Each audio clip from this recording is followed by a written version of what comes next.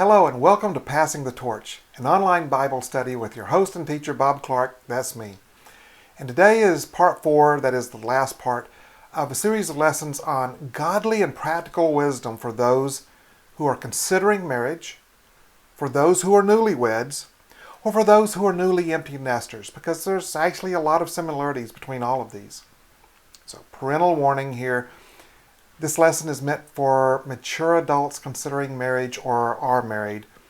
I'm not going to be trying to be vulgar or offensive or anything, but some areas of marriage are not appropriate for discussing with children present. So with that, let's keep going here. What have we been talking about? Well, we started out with the first set of lessons, or first lesson, about what is marriage, especially from God's point of view. What did He mean for it to be? In the second lesson, we talked about premarital and sometimes, during marriage, red flags and things to pay attention to. Last time we talked about important things to discuss, and yes, I went way long with it, but that was important because there's a lot of things that you need to discuss before getting married or even after you've gotten married. Today we're going to talk about godly advice for young lovers of all ages. Oh, that sounds so sweet, doesn't it? All right, so godly advice for young lovers of all ages. And immediately we go into the negative side of this, right? So, divorce. Never, ever, ever use the word divorce when you're referencing your marriage. Don't even do it joking, all right? Just don't joke about divorce. Don't seriously talk about it where you are concerned. If you're mentioning somebody else, that's different, obviously. But get rid of the word divorce from your vocabulary and your thoughts. But if it's in your vocabulary, it may wind up being in your thoughts. The whole reason for this set of lessons is so that till death do you part thing, right? That's what marriage is supposed to be, is that there won't be a successful marriages where there isn't divorce. Oh, by the way, you may have been through a divorce already. I am not saying that you are unsuccessful. Successful marriage takes two people plus God, right? So don't hear condemnation. Instead, I'm trying to get you pointed in the right direction, right? Make an agreement that neither of you will ever mention the word divorce in reference to your marriage. If you're in the middle of a heated discussion, don't mention divorce. That's the special, especially there. Don't mention it. Don't allow you to go there, all right? And while we're at it, don't call each other bad names. There's a lot of people that I know that all sorts of derogatory terms for their spouse or future spouse. Now, having said that, my wife's grandparents, I never heard them say anything nice about their spouse. But they loved each other tremendously. But all sorts of negative terms, that was the way that they were raised. That's their way of showing affection. But in general, don't do that because at some point it's going to be hurtful. All right, prenuptial agreements. Prenuptial agreements are dangerous. Doesn't mean that there aren't some values sometimes, but they're dangerous. They're typically based in fear. A lot of times it's really an agreement that you're going to divorce in the future. That's the type of prenuptial agreement to stay away from. Don't allow yourself to go there. Remember, till death do you part. Know what you're agreeing to and why. So is there a reason? All right, so maybe you're on your second or third or fourth or whatever marriage. And you have marriage, or you have children by previous marriages or whatever. You might do a prenuptial agreement to protect your children's inheritance or something like that, okay? Maybe it makes sense. But in most cases it doesn't. So if your future spouse wants to do this, Understand why. Talk through it. So, opposite sex. Pay attention to not being alone with others of the opposite sex. I would never give in to temptation. It's not always where you're weak that you're attacked, because you're expecting to be attacked where you're weak. Sometimes it's in your strength that you're attacked. Well, I know that I'm strong in this area and would never give in. You've set yourself up for an attack. So don't do that. Sometimes it's where you think you're strong that you get attacked. Now, here's an important piece of advice. Please listen to me. Listen to your partner where the opposite sex is concerned. If they say, well, you shouldn't spend so much time with this person, you shouldn't be around them alone, you shouldn't be counseling them or whatever, listen to your spouse. Even if, especially if you think it is silly. It is easy to think that your spouse's comments are simple jealousy, but listen to them. This works both directions, but I'm speaking from my perspective right now. Guys, if your wife tells you that this lady is trying to get you set up to hit on you, listen to her. Guys, you do not understand women the way women understand women. Listen to and trust your wife where this is concerned. If you are a pastor, multiply that by 3 or 4 times. Listen to your wife. You do not, if you're a pastor or a counselor of any type, you do not have closed-door discussions with somebody of the opposite sex. Don't do it. It may be just windows on the door or whatever, but you make sure that you're never alone like that. Learn how to discuss or argue fairly. All right? This may sound silly, but one word spoken in the heat of anger can destroy your partner emotionally and mentally. Learn how not to do that. Learn your partner's hot button issues and learn how to talk through them, not necessarily avoid them. Sometimes you got to avoid it, but learn how to talk through it. You do not always have to be right, even if you're right. So when you start down this road of discussing and you find that there's a disagreement that turns into an argument, is this worth arguing over? You're talking about politics or whatever it may be. This doesn't matter. You don't have to be right, even if you're right. Quit arguing just to win the fight. Learn to recognize your partner's cues that you've said too much and they are becoming angry. You can argue without being angry, all right? An argument is still on the side of discussing.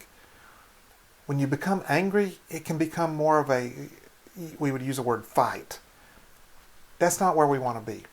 Learn when to leave the other person alone until they calm down.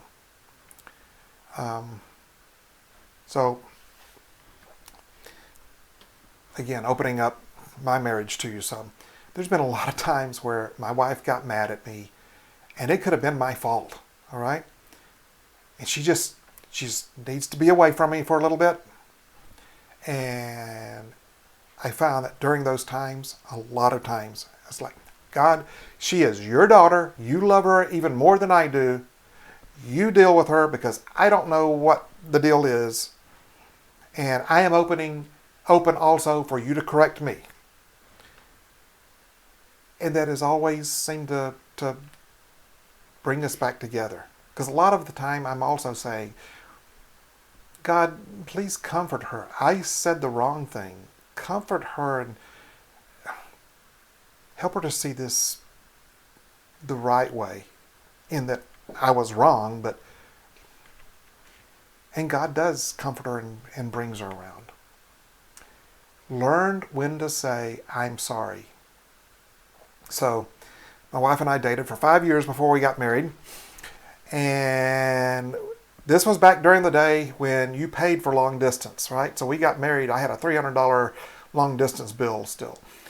And we wrote a lot, normally several times a week. 85, my wife still has the letters. If you go back and read them, 85 to 90% of them start off with, I'm sorry. Guys especially know when to say, I'm sorry.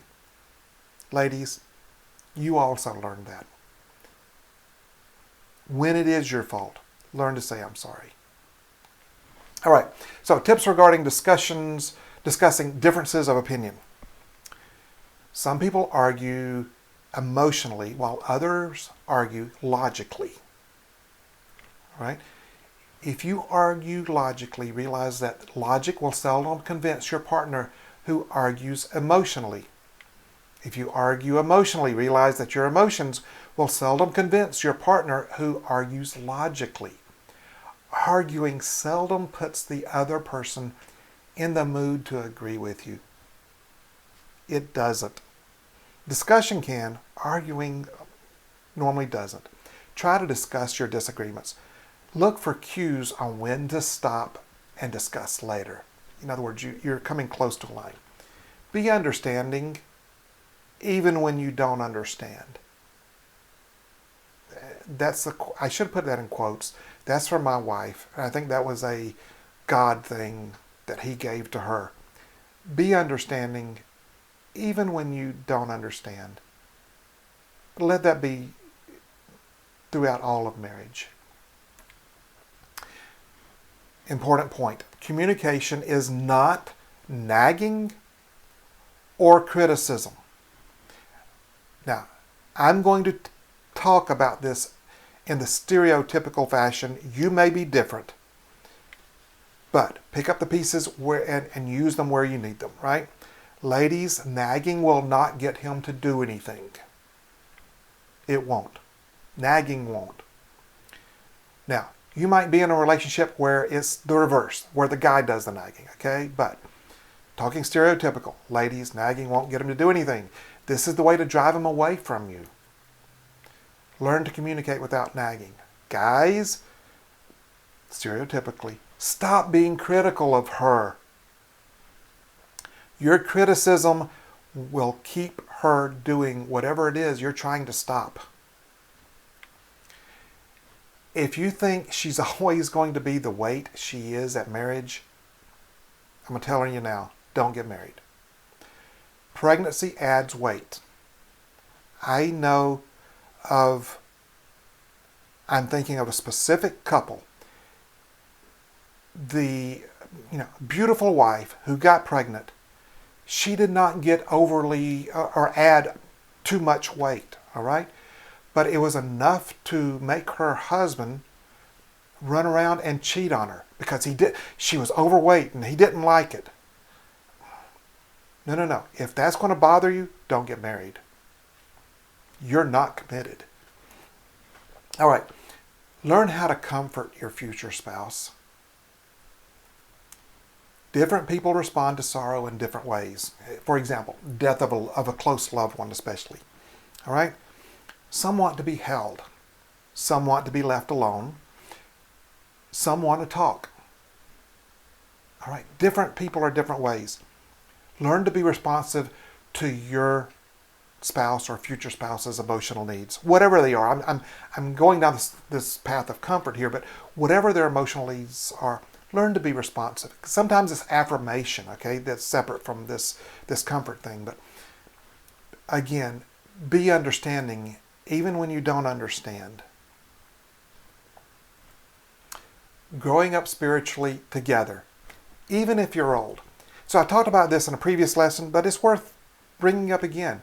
Read through portions of the Bible together and discuss to understand how you view it. Routinely, daily, Okay? Pray together, with both of you taking turns praying out loud. Take communion at home together. It does not, unlike some denominations, it does not have to be officially blessed or whatever. Communion doesn't have to be.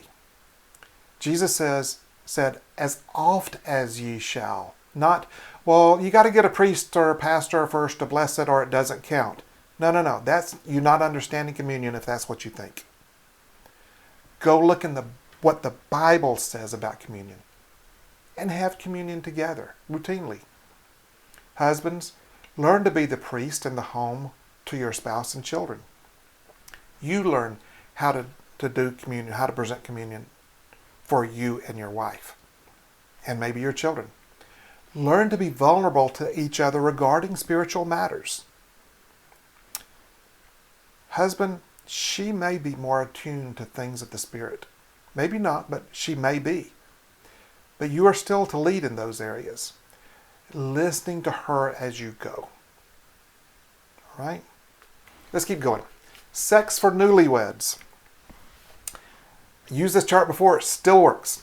Sex is one of the greatest yet most difficult things in marriage to get right. Timing, tiredness, differing libidos. If you're newlywed, you've hit all this stuff already, most likely. All right? With one spouse coming home from work, they've had a hard day at work, they're tired, the other spouse may be ready to go. It doesn't work. All right? Who initiates sex and how? Deciding what is acceptable and what is not, especially with newlyweds, especially with people that have been married for many years, trying to figure out what really is acceptable. How to keep it, if you've been married a long time, how to keep it from becoming mundane without crossing boundaries. Pornography. It gets worse with pregnancy and kids. Just letting you know that now. Talk and listen. Be honest about what may be an embarrassing subject. All right? Talk about your limits and what you like and discuss it with them. Find out what their limits are. Don't expect your spouse to read your mind. This is a big recurring issue for all the rest of your lives. Well, they ought to know what I'm thinking. No, they don't. Unless God gives them a word of wisdom, they're not going to know what you're thinking, right? Talk. Listen. All right. So, now, sex for empty nesters. Sex is still one of the greatest yet most difficult things in a long-term marriage to get right. Because of timing, tiredness, differing libidos, who initiates and how, deciding what is acceptable and what is not, how to keep it from becoming mundane without crossing boundaries, pornography, and now you have to deal with aches and pains and other medical issues because you're older as an empty nester. Again, talk and listen. Most of the previous interferences are gone. So now you have to relearn true intimacy, not just sex. Intimacy starts with talking and listening. Getting reacquainted. You've dealt with the kids for so long. Now you've got to remember to deal with each other. So you notice in these charts about sex, I did not include a chart on sex for those considering marriage. As I've already discussed, God said not to have sex before marriage for some important major reasons. Maybe you've went down that road, but that's not God's best. Okay? Wisdom regarding the bedroom. Do not tell your friends about what happens in the bedroom with your spouse. If it is bad, you've set your spouse up to be ridiculed and talked about. If it is good, you've just set your spouse up as a target for an affair by one of your friends. Okay, but you're thinking, but my best friend wouldn't try to steal my guy or girl. Folks, most affairs or with someone close, like a best friend or a spouse's best friend with whom you spend a lot of time, do not set your spouse up to be targeted for an affair. Don't talk about the bedroom. Limit what you tell your trusted parents or parent about the bedroom. All right? Not talking about abuse. If there's abuse, you seek help wherever you can get it. Right? You may need advice on things in the bedroom. Well, how does this work? Or whatever. They're legitimate questions, right? All right. Go to that trusted spouse or whoever it is you really trust for advice if needed. That's typically the best place for help is from a trusted spouse, right? But don't go to them dumping about everything your spouse has ever done wrong. That's not going to help anybody, especially if you're wording it to sound worse than it really is. So, trying to be overly dramatic and gain sympathy to get your parent on your side. Here's the problem. And maybe it's not a parent in this case. Maybe it is a friend where you're telling them everything bad that your spouse has ever done. Here's the problem with that.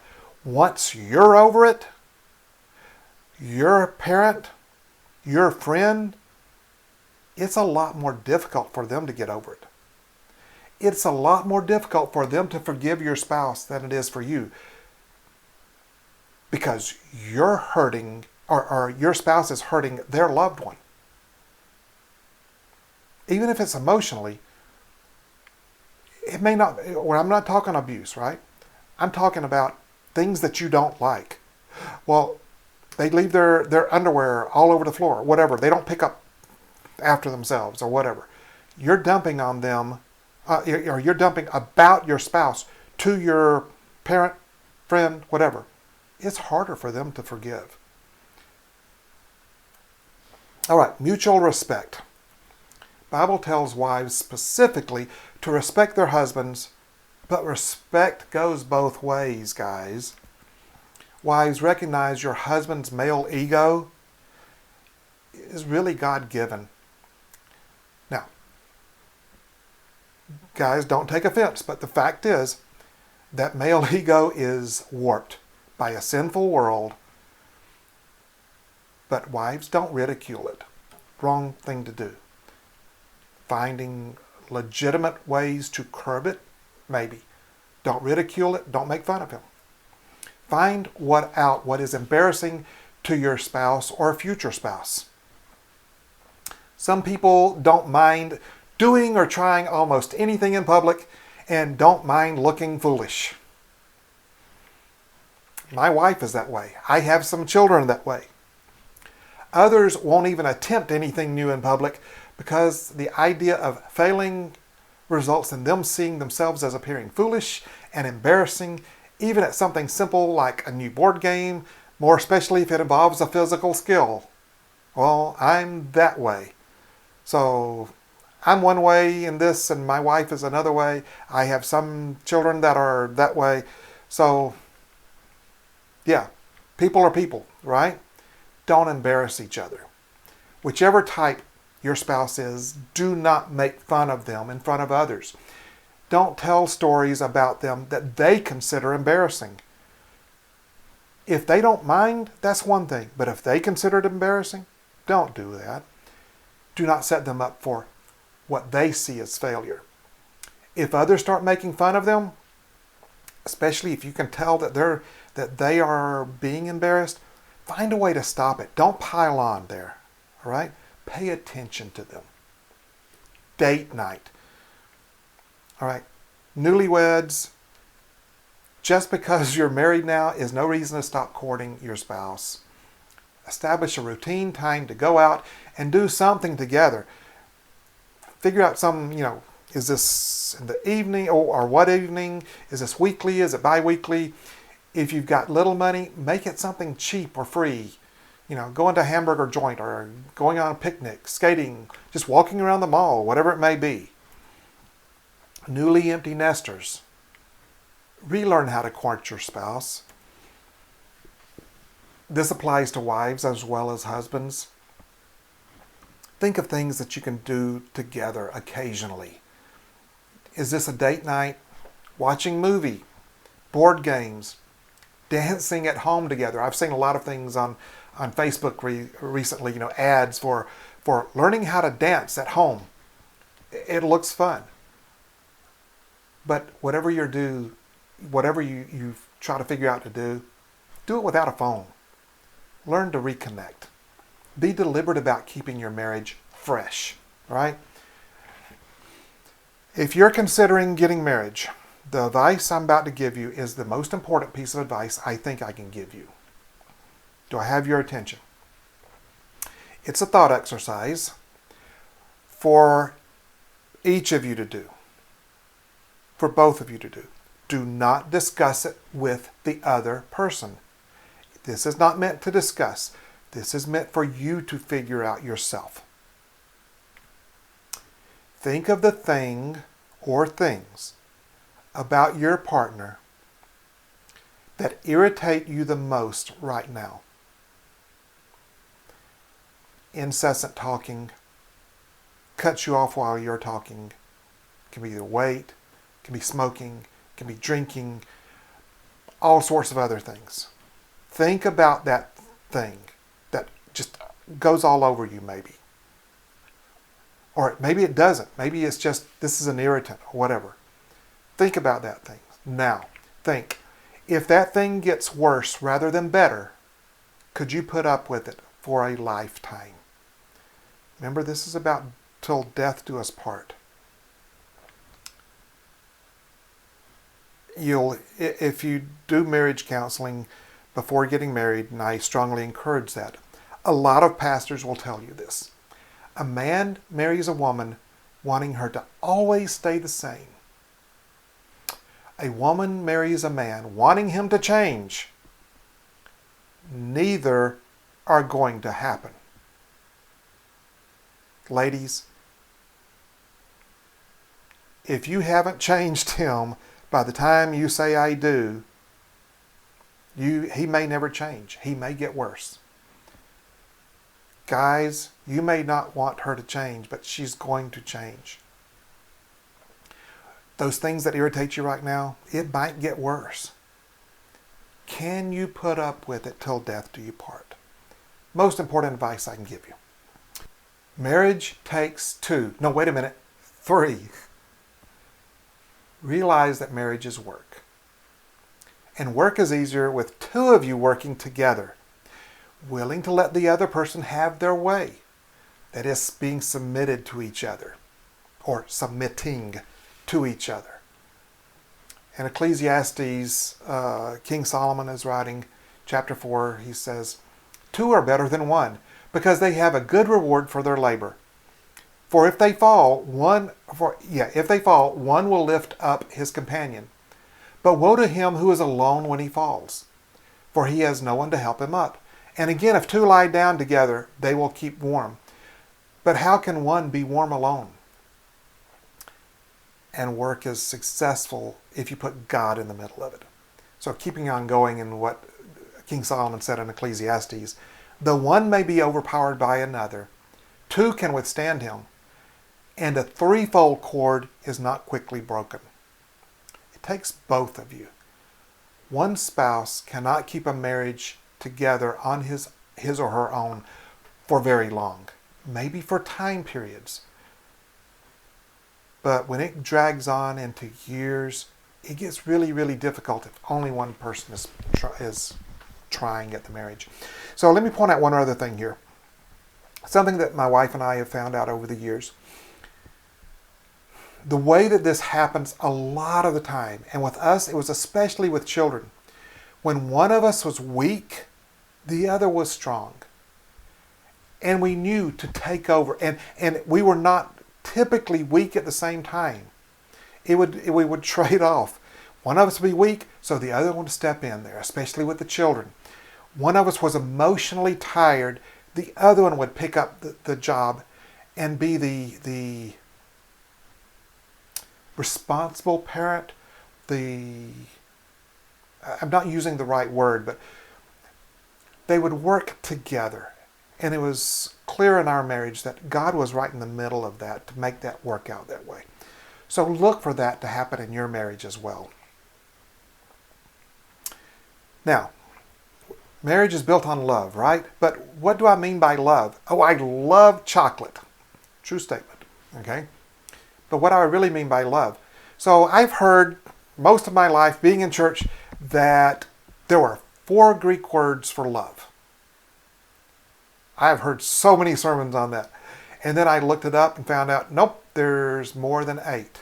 And I'm going to present to you 8 Greek words for love. They're different. Okay, so, and I cannot pronounce these, I'm sure, but I'm going to try. So there is, what is this word? Philautia, maybe. It's a self-love. Not selfish, self-love. The Greeks understood that in order to care for others, we must first learn to care for ourselves. As Aristotle said, all friendly feelings for others are an extension of a man's feelings for himself. Some people are into this self-loathing.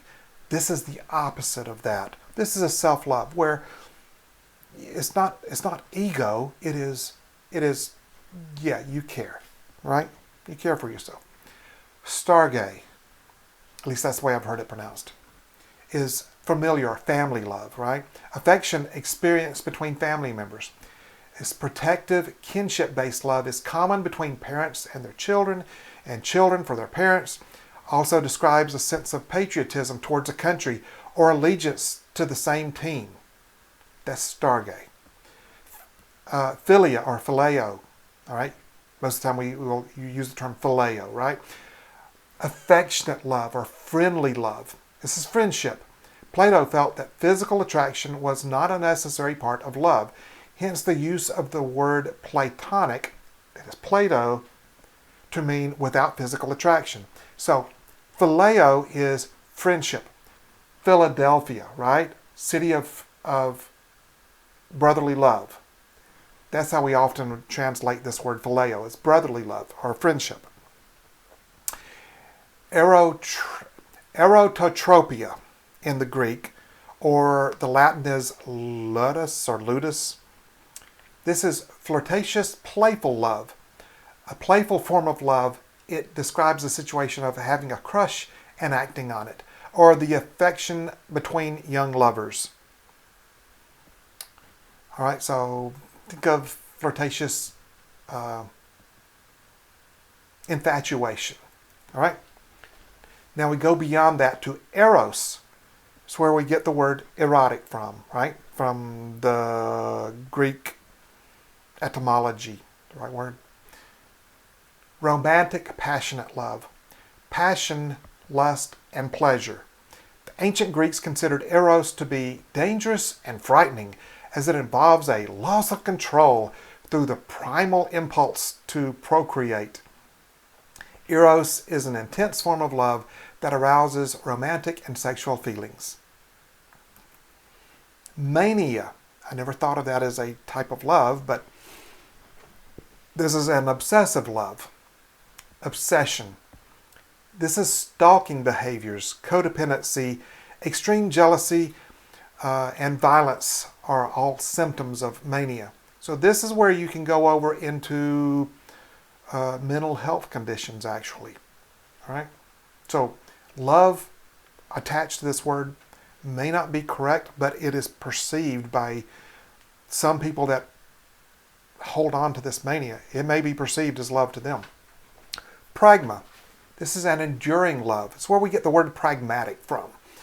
Love built on commitment, understanding, and long-term best interests. It is a love that has aged, matured, and about making compromises to help the relationship work over time. Also showing patience and tolerance. So as I say, pragmatism comes from this word pragma. This is a decision to love. Well, agape is the love, that's the word that Jesus used most of the time, agape. It's a selfless, universal love. Selfless, universal love, such as the love for strangers, nature, or God, especially the God kind of love. This love is unconditional, bigger than ourselves, a boundless compassion, and an infinite empathy that you extend to everyone, whether they are family members or distant strangers. So again, think of this as the God kind of love. Like pragma, it is the decision to love that is unconditional. So going to song titles, what's love got to do with it? Got to do with it. All right. Forgive me. Love, this agape pragma love, right? This decision, this unconditional love. It's a decision, not a feeling. 1 Corinthians chapter 13 is the love chapter in the Bible. 1 Corinthians 13. Remember that. Read the whole thing sometime. So starting at verse 4. Love, this word love here is translated from agape. Agape suffers long and is kind. Love, agape, does not envy. Love, agape, does not parade itself, is not puffed up, does not behave rudely, does not seek its own, is not provoked, thinks no evil, does not rejoice in iniquity, but rejoices in the truth, bears all things, believes all things, hopes all things, endures all things. Love never fails. Now, having said all of that, think of your spouse or future spouse. They may have violated every one of those things. Think of you. You may have violated every one of these things. The main thing is to keep focused on God. Keep focused on Jesus. Trying to improve yourself. Working with them to improve as they want to improve. Try to get more and more of this agape, God kind of love in your marriage as you go. So we've talked about a lot of things over the last 4 lessons. Now the fun begins if you're about to get married. You have a few pieces of advice. See where you can apply these things in your plans. Talk. This is the most important part of this, or actually the second most important. Listen. Actually, the talk is the third most important. Listen is the second most important. Work, maybe fourth, and work with God. That's the most important part of this. Work with God on this. And then talk, listen, talk, and work together. And I hope you learned something in this that you can use. That's my prayer, is that something in here and all this teaching blesses you. And with that, we will see you next time in a different set of lessons on passing the torch. So long.